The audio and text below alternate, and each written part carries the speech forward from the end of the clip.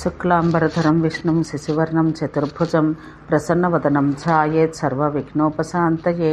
25వ అధ్యాయం. శివ సంబంధ పవిత్రాగ్నిహోత్రం. అటు పిమ్మట శైలాదుడు, నేను శివుని చేత చెప్పబడ్డ శివాగ్ని కార్యం గురించి తెలుపుతున్నాను అని చెప్పెను. శివ సంబంధ అగ్నిహోత్ర కార్యాన్ని నిర్వహించే వ్యక్తి సుందరము శుభ్రము ఒక స్థానమందు శుభ ముహూర్తాన నలుపలకలుగా భూమిని తవ్వి గోతిని ఏర్పరచాలి.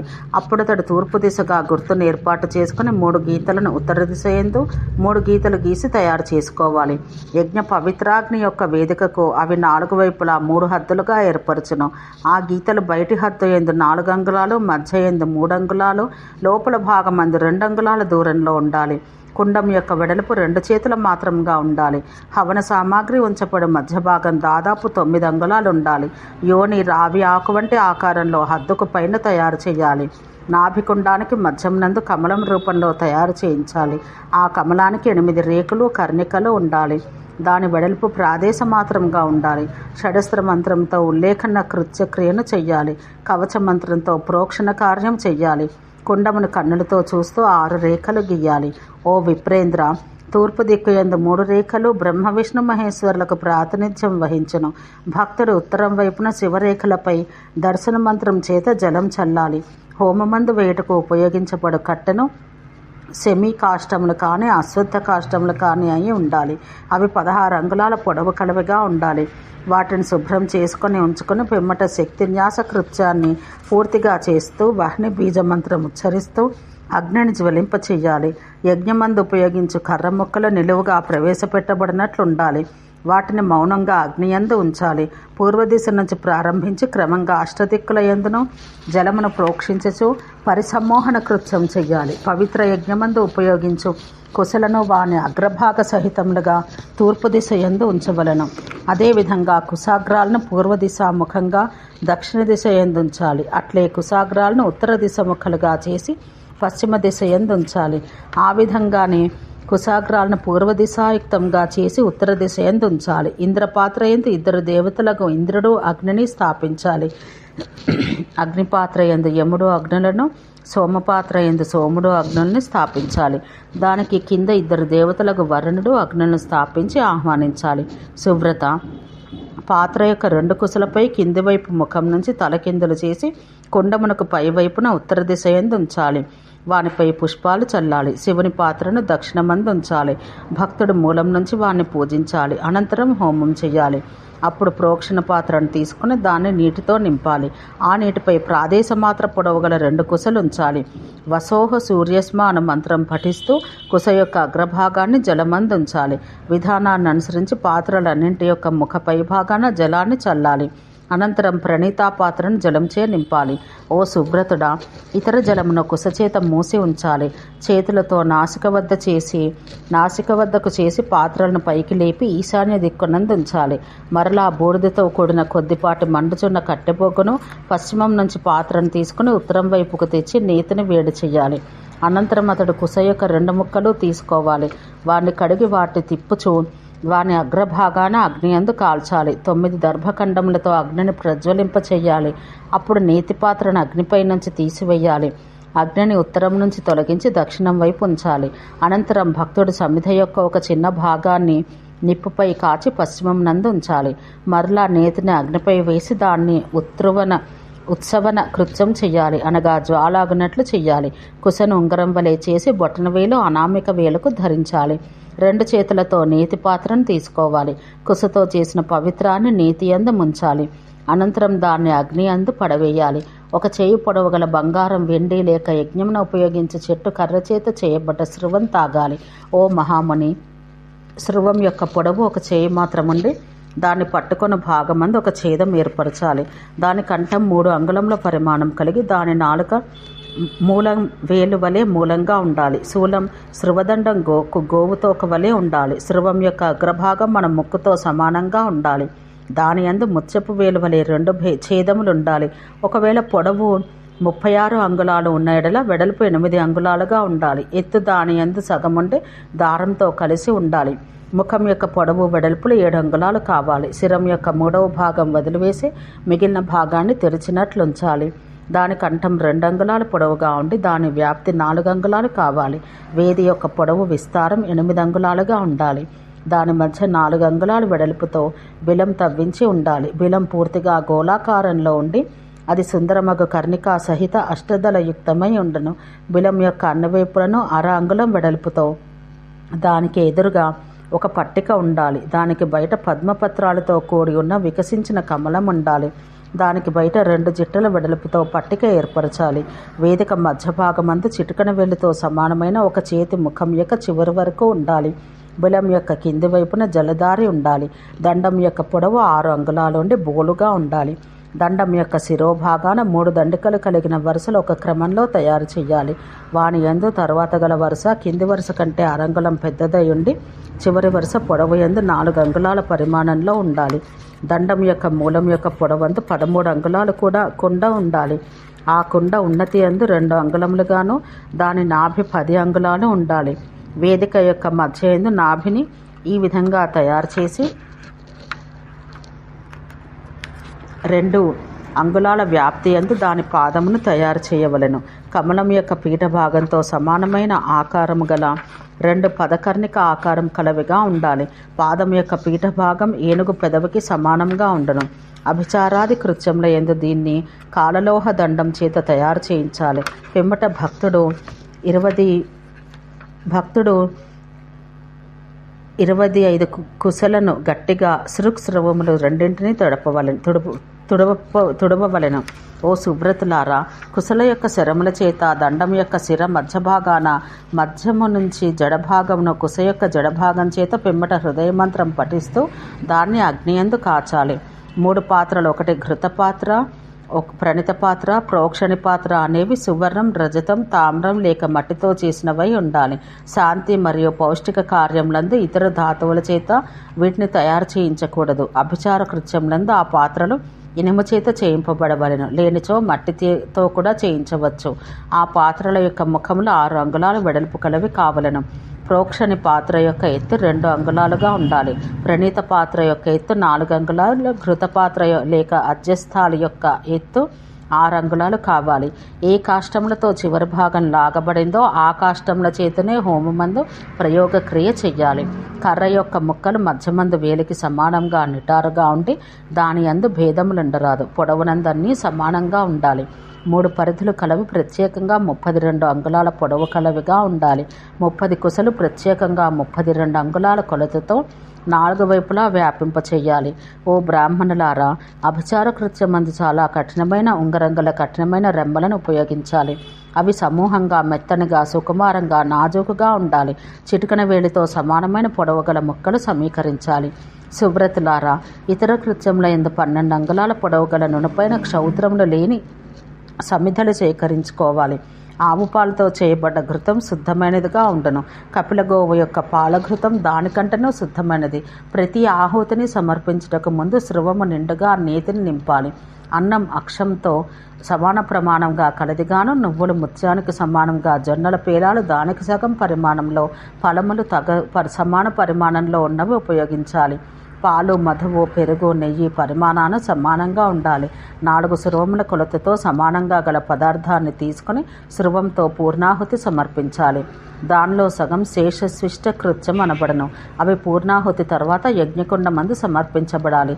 శాంతి పౌష్టిక కృత్యం నిమిత్తం హోమాన్ని ఎల్లప్పుడూ శివాగ్ని యందు చెయ్యాలి. ప్రత్యేక కృత్యానికి శివాగ్నిని ఉత్పన్నం చేయాలి. 7 జిహ్వలు కలదానిగా అగ్నిని రగల్చి అన్ని కృత్యాలు నిర్వర్తించాలి. లేని ఎడల 1 జిహ్వ మాత్రం గల అగ్నిచేతనే సర్వకార్యశుద్ధి జరుగును. శ్రేష్ఠులకు మునులారా, సాధకులు జిహ్వ మాత్రం చేతనే శివాగ్నిని పొందగలుగుతున్నారు. పిమ్మట ఇక ముందు చెప్పబోవు మంత్రాల చేత హవనం ఒనర్చాలి. ఓం బహురూపాయ మధ్య జిహ్వాయ అనేక వర్ణాయై దక్షిణోత్తర మధ్యగా కౌ పౌష్టిక మోక్షాది ఫలప్రదాయై స్వాహ. ఓం హిరణ్యాయై చామీకరాభాయై ఈశాన జిహ్వాయై జ్ఞానప్రదాయై స్వాహ. ఓం కనకాయై కనకనిభాయై రమ్యాయై ఇంద్రజిహ్వాయై స్వాహ. ఓం రక్తాయై రక్తవర్ణాయై ఆగ్నేయ జిహ్వాయై అనేక వర్ణాయై ఉద్వేషణ మోహనాయ స్వాహ. ఓం కృష్ణాయై నైరుత జిహ్వాయై మారణాయై స్వాహ. ఓం సుప్రదాయై పశ్చిమ జిహ్వాయై ముక్తాఫలాయై శాంతికాయై పౌష్టికాయై స్వాహ. ఓం అభివ్యక్తాయై వాయవ్య జిహ్వాయై శత్రుచ్ఛతనాయే స్వాహ, ఓం వహ్నయే తేజస్వినే స్వాహ. ఇక్కడ వరకు అగ్ని సంస్కారం అనగా శుద్ధి వర్ణించబడింది. భక్తుడు నైమిత్తిక కృత్యం కొరకు నిర్ధారించబడ్డ విధానంతో శివాగ్నిని ఉత్పన్నం చేయాలి. ప్రోక్షణ అనగా జలాన్ని చల్లుట మరియు తాడనం షడ్బీజ మంత్రం చేత ఫట్టంతంతో సమాప్తం చేస్తూ పూర్తి అనర్చాలి. ప్రోక్షణ కృత్యం 4వ బీజ మంత్రం చేత ఖననం మరియు ఉత్కిరణ కృత్యాలు షడ్బీజ మంత్రం చేత పూరణం మరియు సమతనం చేయుట లేక చదును చేయుట, ప్రథమ బీజ మంత్రం చేత స్వేచ్ఛనం అనగా వౌషట్ మంత్రం చేత కూటనం అనగా కప్పుట, షడ్బీజ మంత్రం చేతను సమ్మార్జనం అనగా ఊర్చుట, చతుర్థ బీజ మంత్రం చేతను యజ్ఞకుండ పరిధానం నివృత్తి చేత ప్రారంభం చేయుచు, 3 కళల చేతను 4వ బీజ మంత్రంతో కుండం యొక్క పరిధానం అనగా కుండంను కప్పుటను కూడా అర్చనం, ప్రథమ బీజ మంత్రం చేతను 4 రేఖలను సమకూర్చుట షట్ అంత సహితం చేత షడ్బీజ మంత్రం చేత చెయ్యాలి. ఈ విధంగా యజ్ఞకుండ సంస్కార విధి 18 విధాలుగా ఉంటుంది. యజ్ఞ సంస్కారానికి పిమ్మట షడ్బీజ మంత్రం చేత విష్టరం అనగా ఆసన సమర్పణ ప్రథమ బీజ మంత్రం చేత చేయబడాలి. అటు పిమ్మట వాగేశ్వరి దేవిని వజ్రాసనం పైకి ఆహ్వానించాలి. ఓం క్లీం వాగేశ్వరాయ నమః అంటూ వాగేశ్వరి ధ్యానం చేస్తూ ఆహ్వానం, స్థాపన, సంవిధాన, సంనిరోధ సంస్కారములను పూర్తి చేయించాలి. కాష్టము చేత లేక కాంతము చేత లేని ఎడల అగ్నిహోత్రంతో అగ్నిని ఉత్పాదించి తామ్రపాత్ర లేక మృణ్మయ మూకుడు తీసుకొని రావాలి. పిమ్మట ప్రథమ బీజ మంత్రం చేత నిరీక్షణ, తాండన, అభ్యక్షణం, ప్రక్షాళన కృత్యాలు చేయాలి. దైత్యులు అసేవకర అనగా అశుభకరమైన వస్తువుల దూరీకరణం అనగా దూరం చేయటను ప్రథమ బీజ మంత్రం చేత చెయ్యాలి. అగ్నిని 3 భాగాలు చెయ్యాలి. జఠర అనగా ఉదరమందలి అగ్నిని, కనుబొమ్మల మధ్యయందు గల అగ్నిని ఆహ్వానించాలి. విశ్వకారణమగ లింగమందు ఉద్దీపన కృత్యం అగ్నితో సంబంధం గల ప్రథమ బీజ మంత్రం చేత చెయ్యాలి. ధారణ, ధేనుముద్ర కృత్యాలను పురుష మంత్రం, సంహితా మంత్రాల చేత చెయ్యాలి. పాత్రను చతుర్థ బీజ మంత్రం చేత మూసి ఉంచాలి. భక్తుడు కాలి బొటనవేళ్ల యొక్క బలం చే వంగి కుండను పైకెత్తి యజ్ఞకుండంపై ఉంచాలి. అటు పిమ్మట 4వ బీజ మంత్రం ద్వారా అగ్నికి 4 వైపులా ప్రదక్షిణం ఆచరించాలి. అట్లు చేసిన తర్వాత భక్తుడు స్వయంగా తన ఎదుట వాగేశ్వరి దేవిని ధ్యానించాలి. గర్భనాడి యందు గర్భాధాన కృత్యాలు ఆచరించాలి. ప్రథమ బీజ మంత్రాన్ని వౌషట్ చేత అంతం చేస్తూ పద్మంను సమర్పించాలి. అప్పుడు భక్తుడు కుశ చేత అర్ఘ్య సమర్పణ చెయ్యాలి. ప్రథమ బీజ మంత్రం వౌషట్తో అంతమగనట్టు మంత్రం చేత అగ్నికి ఇంధన ప్రకారం చెయ్యాలి. అనగా కాష్టమును సమర్పించాలి. అగ్ని ప్రజ్వలింపచేయుట, గర్భాధానం, సద్యమంత్రం చేత పూజాకృత్యాలు, ప్రథమ బీజ మంత్రం చేత పుంసవన కృత్యం, వామమంత్రం చేత పూజాకృత్యం, ద్వితీయ బీజ మంత్రం చేత సీమంతోన్నయనం, అఘోర మంత్రం చేత ఇంకను పూజను తృతీయ మంత్రం చేత చెయ్యాలి. అవయవ అనగా అంగముల వ్యాప్తి, ముఖోద్ఘటనం ముఖ వికృతి అనగా ముఖాన్ని తొలగించుట అను కృత్యాలను తృతీయ బీజ మంత్రం ద్వారా ఆచరింపవలెను. గర్భజాత కర్మమును పురుషమంత్రం చేత పూజాకృత్యములను చతుర్థ బీజ మంత్రం చేత చేయవలెను. సూతక శుద్ధి పుష్కర కృత్యం షడ్బీజ మంత్రం చేత చెయ్యాలి. వక్రమంత్రం చేత కుశను కలిపి రక్షాకృత్యం ఆచరించాలి. కుశల యొక్క చివర్లను ఈశాన్యానికి, వాని మొదలను ఆగ్నేయానికి, ఒక కుశ యొక్క మొదలు నైరుతికి, దాని చివర ఉత్తరం వైపుకి ఉంచాలి. ఒక కుశ యొక్క మొదలు వాయువ్యానికి, దాని చివర ఆగ్నేయానికి ఉండవలెను. ఈ విధంగా కుశాస్త్రణ కృత్యం అనగా దర్భలు పరచుట అను కృత్యం ఆచరించాలి. కుశల యొక్క మొదలు చివర్లను పెరుగుతో నింపి షడ్బీజ మంత్రంతో అశుభం పోవునట్టు ఇందుకు ముందు చెప్పబడిన పద్ధతిలో హోమం అనర్చాలి. ప్రథమ పరిధి విశిష్టర కృత్యాన్ని పూర్తి చేయాలి. బీజమంత్రంతో పాటు పంచపూర్వ అతిక్రమం చేత విష్టరంపై బ్రహ్మ విష్ణు మహేశ్వరులను కూడా పూజించాలి. భక్తుడు రుద్రునితో ప్రారంభించి దిక్పాలులను, వారి పరివారాన్ని, వజ్ర ఆవర్తం అనగా త్రిశూల సహిత అస్త్రాలను కూడా పూజించాలి. ఈ విధంగా వాగేశ్వరి పూజ పూర్తి చేసిన అనంతరం విసర్జించాలి. దీని ముందు శృవ సంస్కార కృత్యం చెయ్యాలి. నిరీక్షణ, ప్రోక్షణ, తాడన, అభ్యక్షణాది కృత్యాలను ఇంతకు ముందు వలనే ఆచరించాలి. శృవములను చేతుల్లోనికి తీసుకుని పట్టుకోవాలి. ప్రథమ బీజ మంత్రం చేత సంస్థాపన, తాడన కృత్యాలు చెయ్యాలి. శృవం యొక్క కుశల మొదళ్ల మధ్య చివర్ల నుంచి ముమ్మారు తాడనం చెయ్యాలి. పిమ్మట శక్తయే నమః, ఓం శంభవే నమః అను మంత్రాలు పఠించి శివుని యొక్క కుడి చేతి వైపు శృవమును కుశపై ఉంచాలి. పిమ్మట భక్తుడు శృవం యొక్క దారమును తన చేతికి చతుర్థ బీజ మంత్రాలు చదువుచూ కట్టుకుని దానికి పూజ చెయ్యాలి. తర్వాత భక్తుడు ధేనుముద్రను చూపాలి.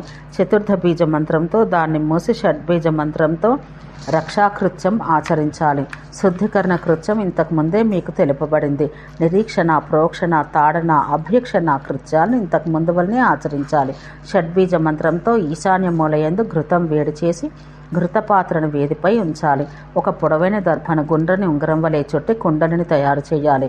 భక్తుడు దాని చివరి భాగాన్ని ఎడమ చేతి బొటన వేలికి మరియు అనామికా వేలకు దాని చివరి యొక్క మధ్య భాగాన్ని పట్టుకోవాలి. స్వాహాతో అంతమగు చతుర్థ బీజ మంత్రాన్ని అగ్నిపై గల జాలం ఊది ఉత్పవన కృత్యము ఆచరించాలి. మరలా భక్తుడు 6 కుశలను తీసుకొని స్వాహాంత ప్రథమ బీజ మంత్రముల చేత ఇంతకు ముందు వలనే ఆత్మసంపన్న కృత్యం ఆచరించాలి. 2 కుశల పవిత్ర బంధన కృత్యం ప్రథమ బీజ మంత్రంతో చెయ్యాలి. 2 కుశల అగ్రభాగాన్ని ఒకదానితో ఒకటి కట్టి వాని కుండలిని ఘృతమందుంచాలి. ఇదియే పవిత్రీకరణం.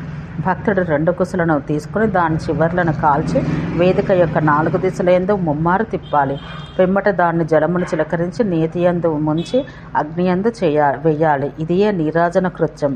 భక్తుడు కుశలను తీసుకుని వాని యందు పురుగులు మొదలైనవి లేకుండానట్లు చూసి వాణ్ణి అర్ఘ్యజలం చేత శుభ్రపరిచి అగ్నియందు వెయ్యాలి. ఇదే ఉద్యోతన కృత్యం. అంతటా భక్తుడు 2 కుశల యొక్క చివర్లను కొద్దిగా నీతి చేత కలిపి ముఖం యొక్క 2 భాగాలను శుక్ల, కృష్ణ రూపాలను స్మరించాలి. భక్తుడు ఘృతాన్ని 3 భాగాలుగా విభజించి స్రవం యొక్క ఒక భాగం తీసుకుని ఆగ్నేయ స్వాహ అంటూ అగ్నియందు వెయ్యాలి. 2వ భాగాన్ని ఘృతంతో సోమాయ స్వాహ అని పఠిస్తూ అగ్నియందు పడవేయాలి. ఘృతం యొక్క 3వ భాగాన్ని ఓం అగ్ని సోమాభ్యాం స్వాహ అగ్నియే స్వాహ స్విష్టకృతే స్వాహ అను మంత్రాలు పఠిస్తూ అగ్నియందు ఆహుతి చేయాలి. భక్తుడు మరలా కుశల యొక్క అగ్రభాగం నుంచి నేతిని తీసుకుని దానితో నమః చివరగల సంహితా మంత్రం చేత అభిమంత్రించాలి. కవచముద్ర, ధేనుముద్రలు కృత్యం చూపించి కవచముద్ర మూసి ఉంచి అస్త్రమంత్రం చేత రక్షణ చెయ్యాలి. దీన్ని పవిత్ర ఆజ్యంపై ఉంచాలి. దీన్ని ఆజ్య సంస్కారం అంటారు. పిమ్మట ముఖోద్ఘాటనం లేక వక్రోద్ఘాటన సంస్కారం చెయ్యాలి.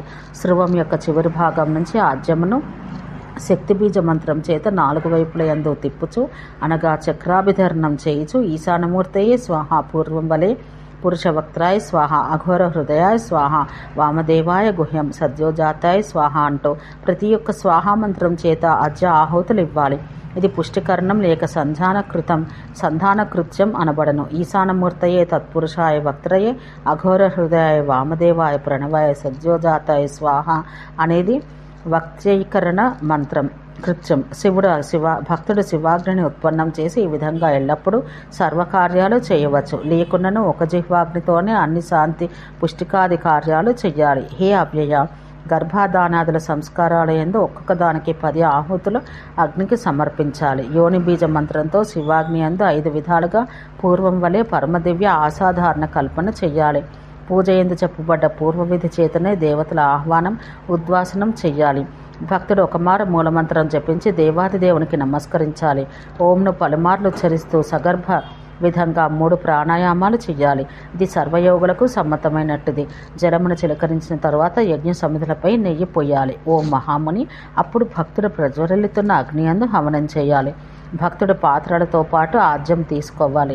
2 భాగాల యందు ఒక మారే అన్ని 6 ముఖముల యందు పద్ధతి ప్రకారం అగ్నియందు పడవేయాలి. 2 భాగాలను ఒక మారే నైరుతి యందు మరియు ఉత్తరమందు 2 కన్నులు ఉండను. తను దక్షిణ యందు సోమునికి ఆహుతి ఇవ్వాలి. ఓ బ్రహ్మపుత్ర, శివదేవుని యొక్క 2 నేత్రములు కుడి ఎడమలుగా ఉండను. నిస్సందేహంగా ఇట్లే ఉండను. కావున నేతి యొక్క 2 భాగంలో శివాగ్నికి పశ్చిమముఖంగా కూర్చుని ఉండి మూలమంత్రాన్ని పఠిస్తూ 10 ఆహుతులు సమర్పించాలి. యథాప్రకారం చరువు సమిధలు ఆహుతిగా ఇవ్వాలి. ఓ సుబ్రత, అప్పుడు భక్తుడు మూలమంత్రంతో పూర్ణాహుతి చెయ్యాలి.